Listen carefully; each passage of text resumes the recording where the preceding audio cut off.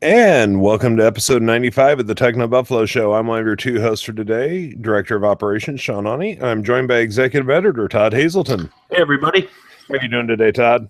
Good. I was just thinking, 95. Are we going to have a cake for 100 or something? I don't know. I've been starting to think we need to do something special for the 100th episode. Yeah. Maybe I'll reveal what's behind the curtain. But yeah. the grand mystery for 95 episodes.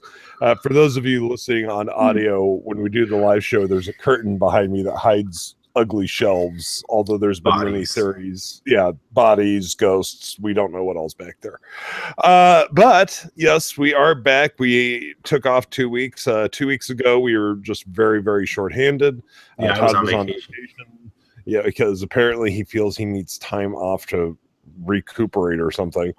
And we had some other staff out of the office. And last week I was out in Irvine, which is always detrimental to us doing a show. But we are back this week. And as far as I know, I think you and I both, Todd, are home for quite a while. Or at least till you go to IFA. Yeah, I was going to say just about a month. Yeah. And so hopefully we can get on that one. So, yeah. We'll see what happens. But yes, we're back for a while. I'm not going anywhere for quite a while, which is lovely. Yay. Because I love traveling, not so much. But this week, so we've got a couple things to go over. We're going to discuss a little bit about San Diego Comic-Con as well as the Windows 10 anniversary. But let's start with the big news that you just wrote up, Todd, about the new BlackBerry. Yeah, BlackBerry just this morning announced the BlackBerry DTEC 50. It's funny because the rumors were all calling it the BlackBerry Neon, and I was like, it was the internal name, and I was like, oh, that's kind of a neat name. Hopefully they bring that to market with the name. And then it was DTEC 50, and I was like, what the heck? So a couple things there. The naming, I don't like it, but they explained that DTEC, and I remember this on the BlackBerry Priv too. It's the software that powers their security. So you can go through your apps and see, what kind of access they're giving to developers and stuff like that. In case some third-party apps like turning on your camera and watching you or something, you would know about it using that DTEC software. So they figured DTEC 50, that's what they called it. It's an Android smartphone again. So this is the second one. Full touchscreen, 5.2 inches, 1080p display. You have a 13 megapixel camera. I think it's an 8 megapixel front facing. Snapdragon 617 processor, 3 gigs of RAM. I think it's 16 gigs of storage with a micro SD card slot. And it's on sale, I think, starting today for $299 unlocked. And BlackBerry says, and this is kind of confusing here, but BlackBerry says this is the most secure Android smartphone in the world. Which, now I'm like, well, then what about the BlackBerry Priv, right? Doesn't that run the same software? And basically, actually, The Verge noticed this and first said it, but it's an Alcatel Idol 4. All the hardware design and stuff is that, but I guess repackaged with BlackBerry software and presumably some sort of hardware, because BlackBerry says they lock down the hardware and everything too. So that's just a quick overview of the BlackBerry DTEC 50. The name, I don't care if it's based on the software. It's not a catchy name. It isn't going to make me go, oh wow. Yeah, and I know you have DTEC 50. Yeah, right. Oh, that's awesome. Yeah, and I know that they have to worry about licensing or whatever if they use a name like Neon and somebody owns that. But then I was thinking, but BlackBerry Neon could have been the name, the full, just BlackBerry Neon. And then I don't know. I'm with you. It's just for a company that, in the past tried to attract consumers and perhaps is still trying to do so with Android smartphones, using a name that just sounds so rigid and military almost. DTEC 50. I don't know. Yeah. It sounds like one that's going to. You're right. It does. It sounds very military. And I don't know. It's just not that appealing of a name in my opinion, but it is what it is. And so what's going on with the Windows 10 anniversary? Yeah, so I have that running on a Surface Pro 4, not on my desktop here yet. I'm still running just regular Windows 10. So basically, this is a big update that's coming August 2nd. It's free for everybody who has Windows 10. But there's the catch. And it's not a catch. It's just a reminder. You have to update to Windows 10 if you haven't already. by July 29th, which is just 3 days from now. Otherwise, you don't get this update. Otherwise, you have to pay for Windows 10. So that's just a reminder that Windows 10, which is free, is not going to be free soon. So the Windows 10 anniversary update adds a lot of neat features, many of which, and I wrote this, we haven't run the article yet, but rely on touch. I mean, there's probably thousands of features in the new update, or at least hundreds, but touch is very important. So one of them is called Windows Ink. And so that's sort of like, you can automatically see a new computer is running Windows Ink or a Windows 10 anniversary update, because on the bottom right-hand corner in the taskbar, there's a new like little pen icon. And when you tap that, or if you tap the button on your Surface Pro pen or something, it brings up Ink, and that has new sticky notes, new software that Microsoft recommends you use, or apps that are supported. What else is there? There's a Sketchpad. There's the screenshot application, so you can automatically grab a screenshot and write on it and send it off to people. But sticky notes are really cool, and that's my favorite part. So, and probably my favorite part of the whole update. You can write, say, like, and S Pen users from Samsung Notes will remember this, but you can write, say, like a URL in the sticky notes, and it'll turn actionable, so you can launch it. But even cooler, say like you're writing a sticky note, and if you haven't used Windows 10, by the way, they just look like Post-it notes that you can have all over your computer. And you write, say, stock, a ticker symbol, so AAPL for Apple, right? It'll pull in data from Bing and give you like the latest stock information on that. Or you can write a flight number and tap it, and it'll show you the flight status. So it's really cool and really useful, but it's one of those things where I asked Microsoft, look, for all the people that don't have touchscreens, or the OEMs that are still making computers without touchscreens, or S Pen, or not S Pens, styluses or whatever, what do you say to them? And they were like, well, they can do whatever they want and stuff like that, but obviously, to get full advantage of this, you're going to want a touchscreen. So I recommend that. Definitely Surface users are going to want this update, but also if you're buying a new laptop coming into the back to school season, definitely consider touchscreens, because that's a big part of it. Windows 10. But there's other features too, like Windows Hello and Microsoft Edge has a lot. Cortana is updated. Just real quick, if you install it on Android, Cortana, you can get your text messages coming through on your computer and respond in line. It's really nice. I walked by my father yesterday. My folks have a Windows 10 laptop with a touchscreen, and I've never told them much about the touchscreen. I was just like, I'm not going to go down that road and try to train them. I walked by, my father was using the touchscreen, and my father is one of the biggest technophobes I know. And I was just like, okay, that's surprising as anything, because to me, it's still not a very natural motion to reach to your computer screen and do things. Right. And seeing him do that was interesting to me. Maybe it is a little bit more natural than I thought, but I don't know.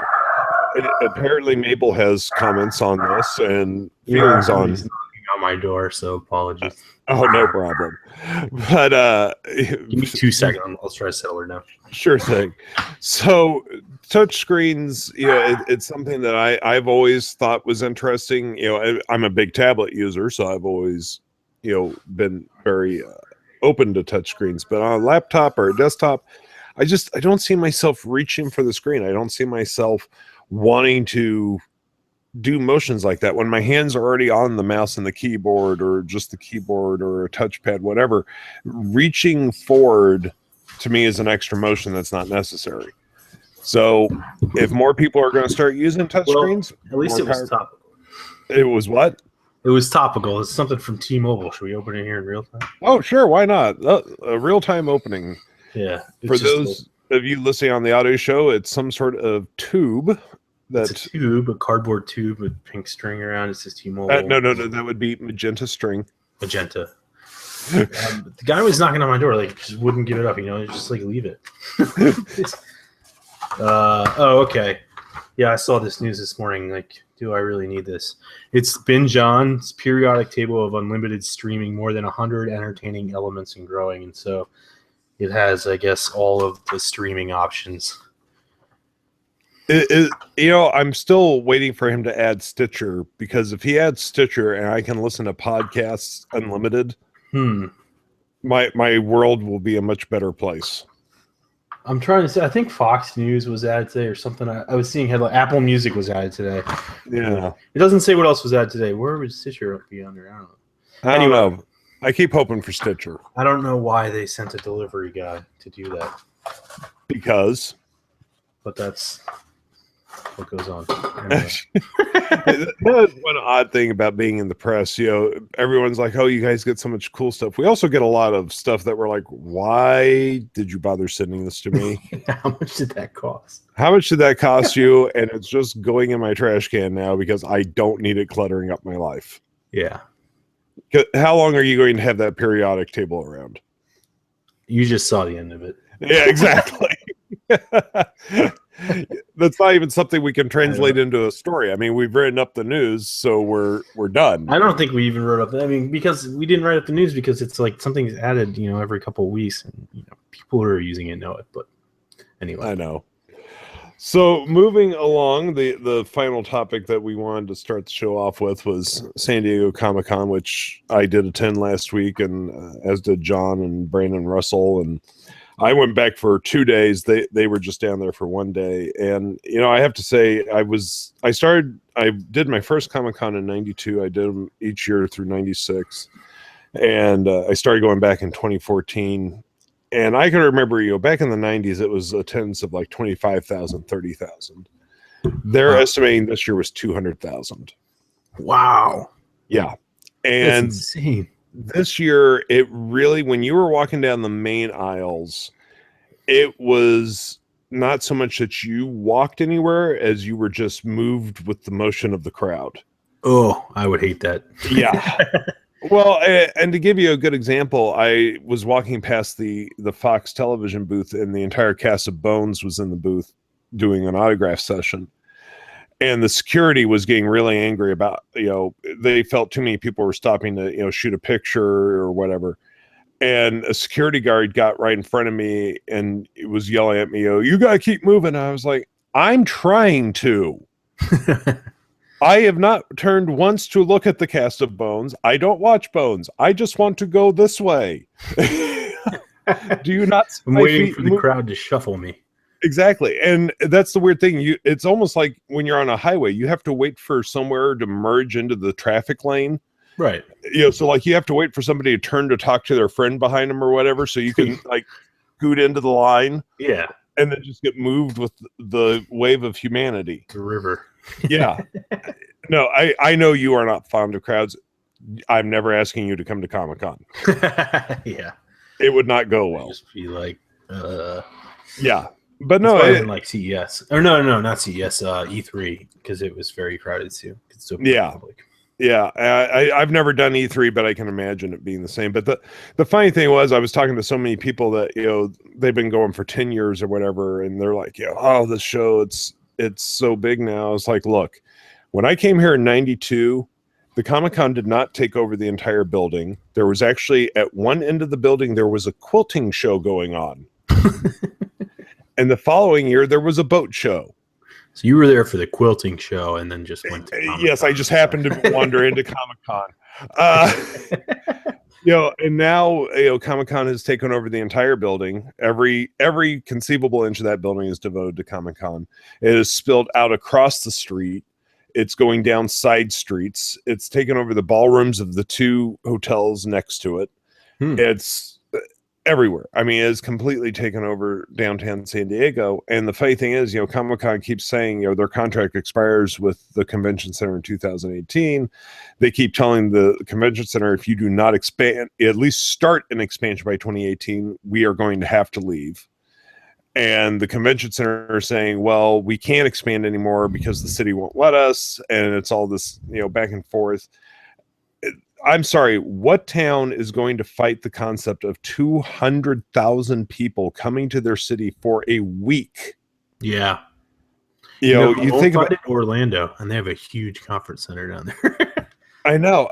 Well, the rumor is they may go up to Anaheim, which the Anaheim Convention Center is nice, but it doesn't have the ambiance of like downtown San Diego. It doesn't have the ability to spill out into the streets and all that extra space. Yeah, that is nice. And the access to Amtrak right there.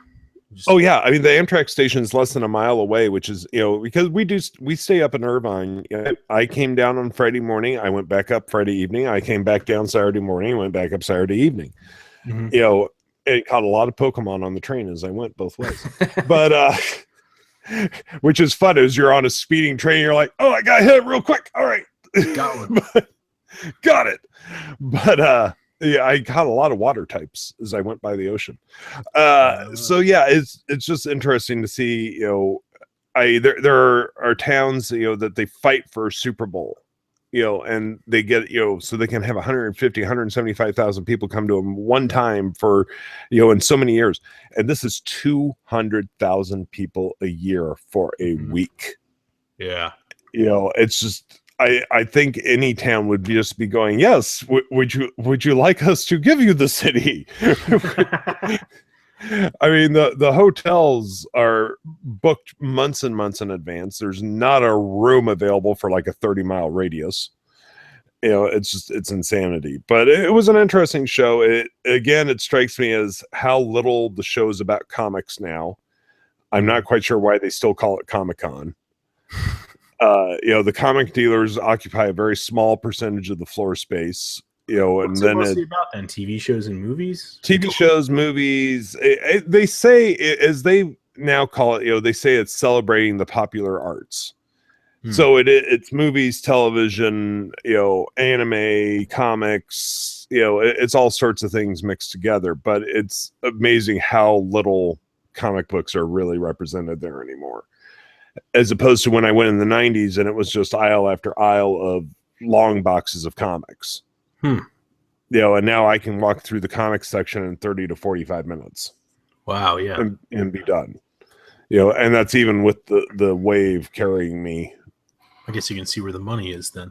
Yeah, exactly. Exactly. Well, it's, like Warner Brothers having a gigantic booth, or Fox having multiple booths, or The Walking Dead having its own booth, with a diorama, a life-size diorama of, Negan standing over all the survivors. It's stuff like that. Can you explain to me the mysterious Hall H? So Hall H, oh man. Hall H seats, I believe it's 6,000. And it is the last hall in the building, and it's the largest facility in the building. Is it so like a conference room, or like a whole hall like CES with booths and stuff? No, it is like a giant conference room. And so that's where the big panels happen. That's where Marvel has their panel. That's where Warner Brothers had their movie panel. To get into Hall H, you need to basically line up the day before for the ones you want to see.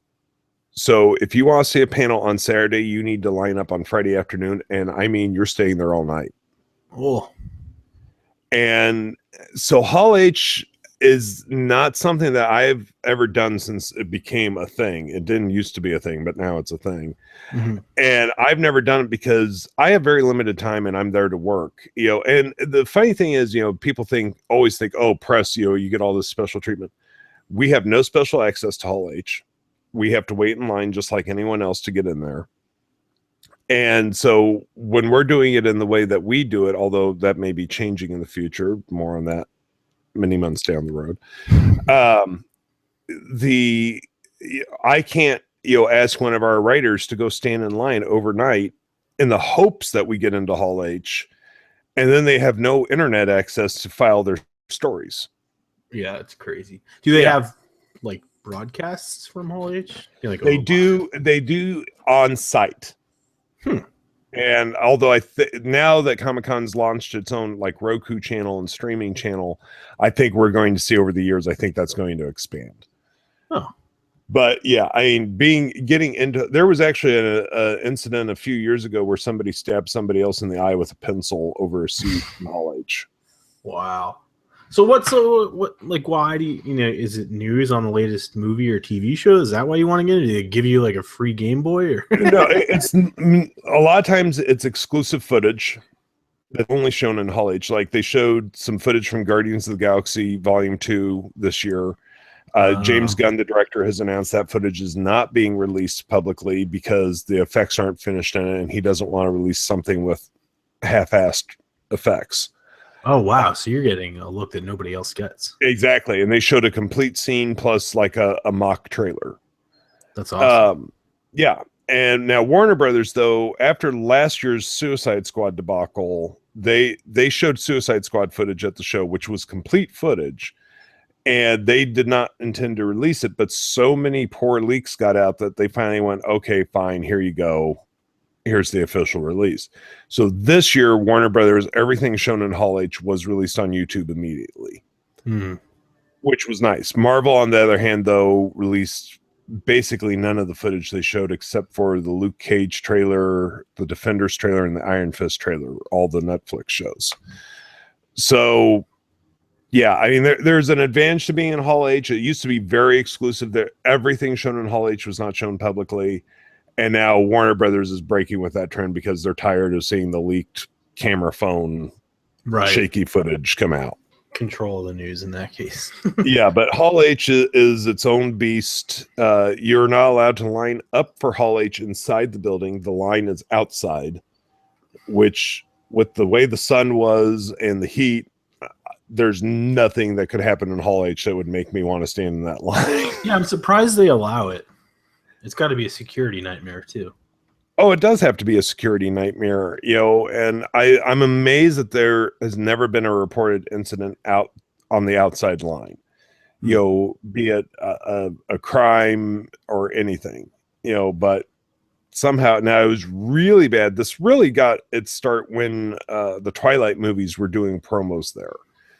So all the Twilight fans really started this whole lineup for Hall H outside the day before thing. Oh. And now it's just, even though Twilight's gone, now the precedent's been set and it just continues. But when you have 200,000 people at an event and the Hall H only holds 6,000, you can see the math doesn't work out. Right. So, yeah, Hall H is a mystery. I'm not sure I've ever even been in Hall H. I don't even know where it is. I know exactly where it is. San Diego? As long as that building is, I'm not sure it's actually in the same zip code as Hall A. I've been there. That is a big building. Oh, have you been there? Yes, I was there for CTIA back when they had that mobile. I think it's a great building. Yeah. I love the design of it. Matter of fact, if you've ever watched Demolition Man, there's a very quick scene of a car driving by a building. It's the San Diego Convention Center. They used it as a futuristic building in Demolition Man. Oh, really? Yeah. Yeah, that's why I was making a comment about the train. I took the train down for that show. There you go. Yep. Yeah, it was funny. Roy, our current editor-in-chief, went to San Diego for an event. He was in a building across the street from the convention center. And he took a picture and sent it to me because he was like, boy, I bet you've never seen it like this. And there was nobody around the building. I was like, I'm not even sure how to handle the idea of no mass sea of humanity surrounding the convention center in San Diego. So anyway, we've got some questions going on, so let's jump into those. We're going to try to keep it a little bit shorter today, folks. If you have not seen the stories, Nest is having a problem with their thermostats, and Todd had to turn off his AC so we wouldn't get bleed over. So we're both having wonderful days of not pleasant offices. From Josh Ramnoth, I'm sorry if I'm mispronouncing that. Are you going to buy the soft gold OnePlus 3, Todd? I'm not. I still have the OnePlus 3, obviously the regular silver one, and I love it. Still a daily driver, but I'm not going to buy the gold one. I just don't need two of them. Oh, why not? Yeah. It's great phone. I would, if you haven't bought it yet, maybe buy that one. I actually like the silver though a little bit. I'm not a crazy gold phone person. Oh, you're just no fun. I know. From Brazen Franco. From Brazen Franco, what do you think of MS not managing to reach 1 billion Windows 10 users by 2018?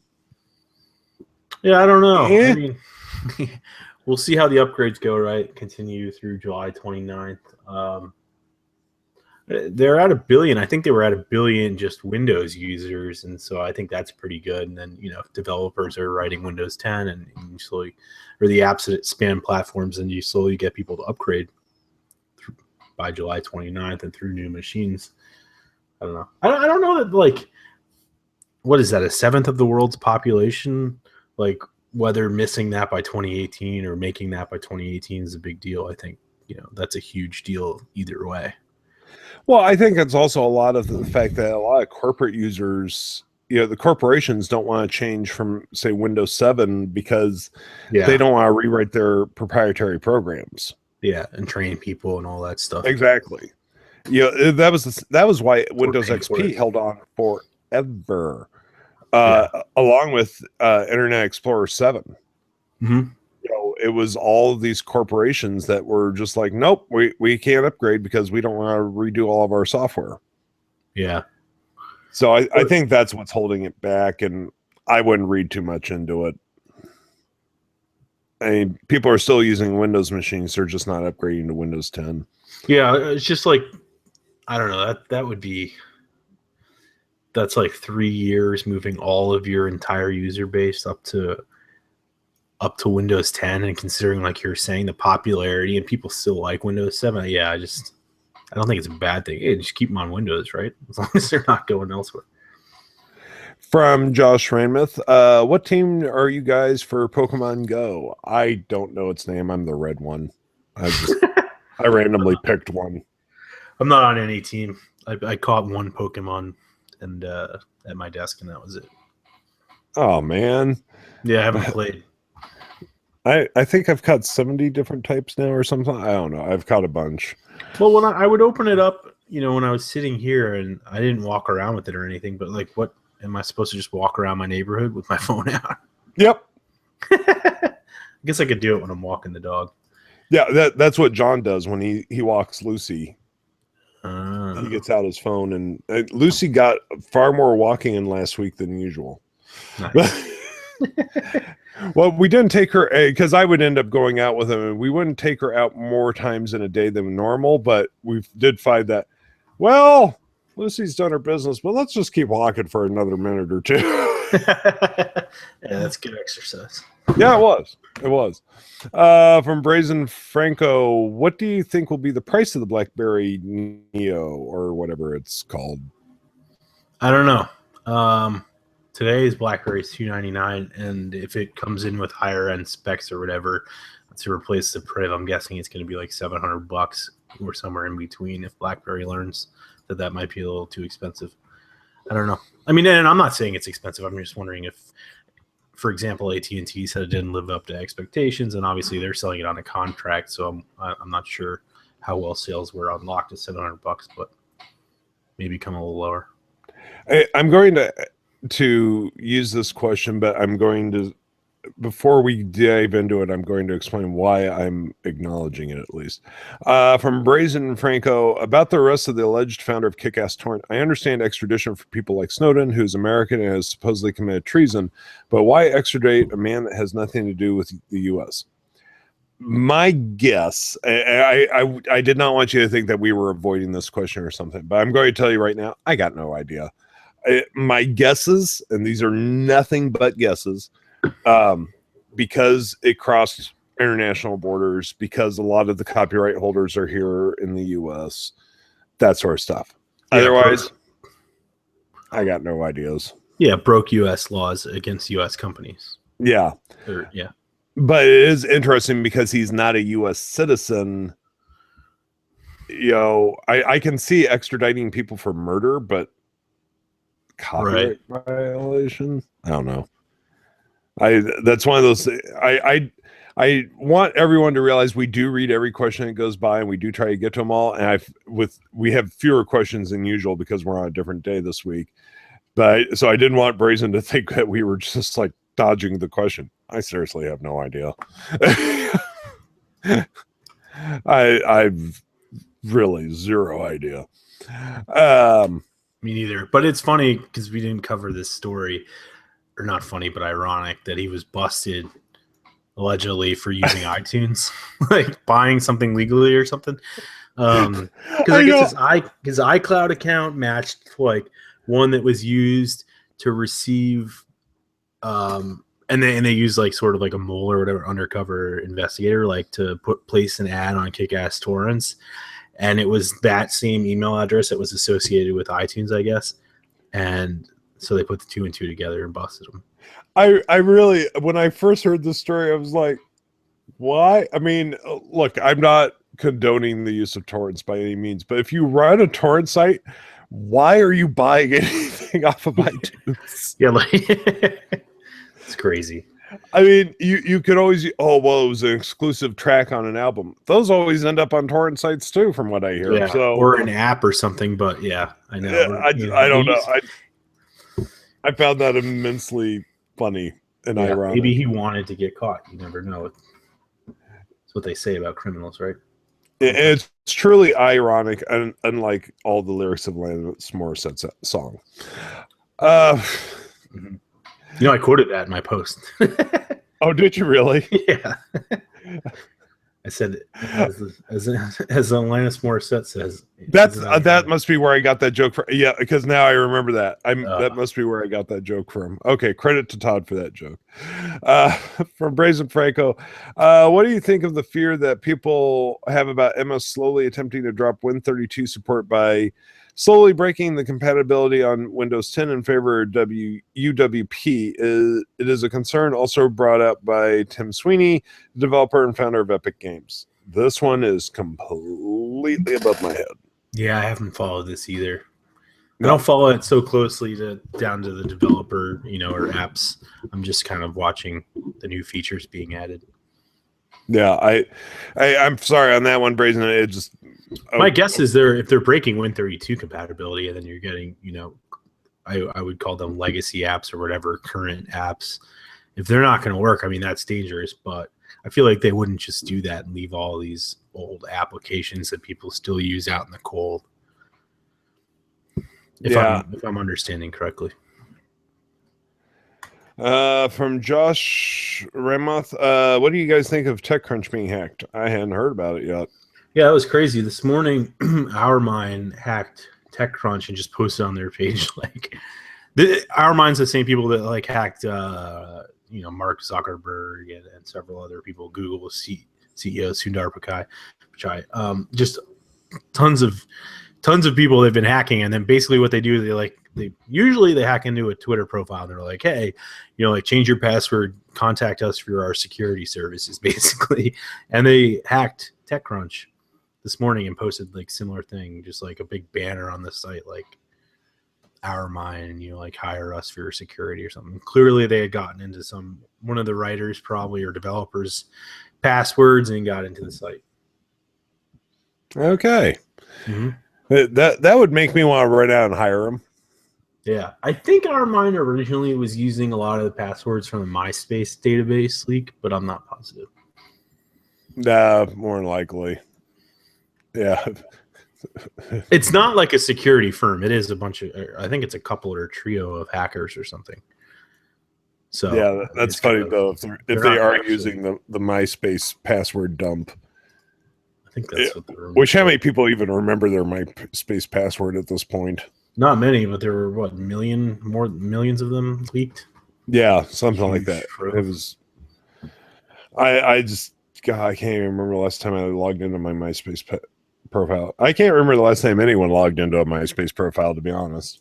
Yeah, but I mean, when you have people that might have used that password again somewhere else, that's where, and then they've just forgotten about it, that's the scary thing. Yeah, exactly. Well, yeah, password security, every year we run that list of, the most used passwords, and you're just like, really? Still? Mm-hmm. I mean, how many times can people go out there and tell you, have a stronger password, and you've got people still using 1, 2, 3, 4, 5, 6, 7, 8? Yeah. I mean, come on. I'm surprised there's even still systems that allow you to enter that as a password. Yeah, I mean, every now and then you come across one, right, that doesn't even have, one of the strength meters, and you're just like, what the heck? I did come across one recently that was annoying in that I had to use a capital letter, a special character, a number. It was ridiculous, the list of things I had to do. I was just like, come on. I know my password's good, and I'm not. Yeah, I've had to use that for like government websites, like when I made a password for like global entry and stuff. They're really strict on that, I think. Yeah. Well, folks, that is going to bring this week's episode to a close. As I said, we are keeping it a little bit shorter because of heat issues, and I don't want next week's episode to be all about the funeral plans for Todd Hazelton. Yeah, I want my AC back on. Exactly. But as always, we do appreciate you joining us. You can find the TechnoBuffalo Show on the iTunes store by searching for TechnoBuffalo Show, and we do appreciate if you rate and review us. That does help out the show. You can also find us on Pocket Casts. You can find us in the Google Play Store. You can subscribe via RSS feed, and you can find us on the Stitcher app, which means you could listen to us anytime, anywhere. Until next time, I'm Sean Ani. I'm the Director of Operations here. I've been joined by Executive Editor Todd Hazelton. Hi, everybody. Till next week, take it easy, everyone. Bye-bye.